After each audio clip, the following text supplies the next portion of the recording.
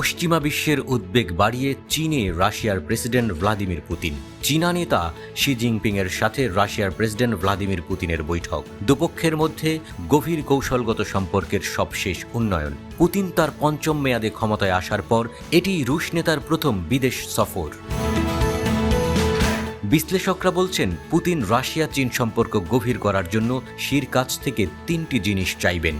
বাণিজ্য এবং রাজনৈতিক সমর্থনের জন্য চীনের উপর ক্রমবর্ধমান নির্ভরতার মধ্যেই চীন সফরে পুতিন।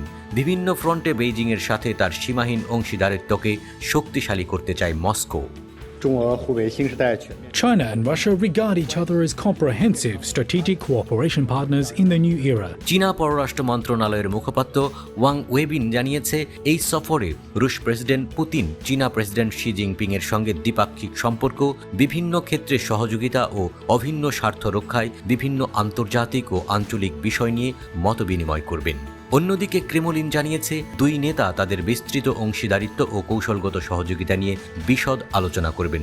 সেই সঙ্গে রুশ চীনা সহযোগিতা কিভাবে আরও বাড়ানো যায় তা খুঁজে বের করার চেষ্টার পাশাপাশি আন্তর্জাতিক ও আঞ্চলিক ইস্যু নিয়ে কথা বলবেন।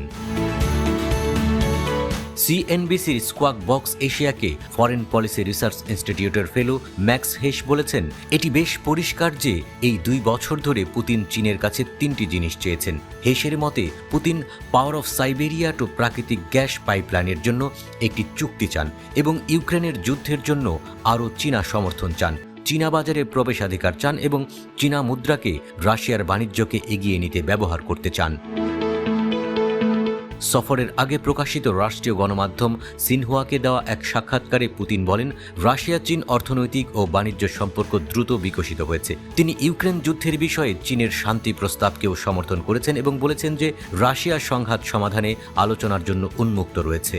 বেইজিং 1 বছর আগে একটি 12 দফা পরিকল্পনা প্রকাশ করেছিল, যা ইউক্রেনের যুদ্ধ শেষ করার জন্য নীতিগুলি প্রস্তাব করেছিল। তবে পরিকল্পনাটি ইউক্রেনীয় এবং পশ্চিমা মিত্রদের দ্বারা ভালোভাবে গ্রহণ করা হয়নি। রাশিয়ার প্রতি সামরিক সহযোগিতা নিয়েও চীন ও ওয়াশিংটনের ক্রমবর্ধমান চাপের সম্মুখীন হচ্ছে। পশ্চিমাদের অভিযোগ, 2022 সালে ইউক্রেনে সামরিক অভিযান শুরু করার পর থেকে যুক্তরাষ্ট্র ও তার মিত্র দেশগুলোর সিরিজ নিষেধাজ্ঞা থেকে বাঁচতে চীনের উপর অনেক বেশি নির্ভরশীল হয়ে গেছে রাশিয়া। তবে মস্কোর সঙ্গে সম্পর্কের বিষয়ে পশ্চিমা সমালোচনাকে প্রত্যাখ্যান করেছে বেইজিং। রাশিয়া মূলত ইউক্রেন সংকটকে পশ্চিমা বিশ্বের সম্মিলিত শক্তির বিরুদ্ধে ক্রেমলিনের লড়াই হিসেবে দেখছে। ন্যাটো পূর্ব দিকে রাশিয়া বরাবর অগ্রসর হচ্ছে এবং রুশ সীমান্তে বাড়াচ্ছে তার সামরিক কর্মকাণ্ড।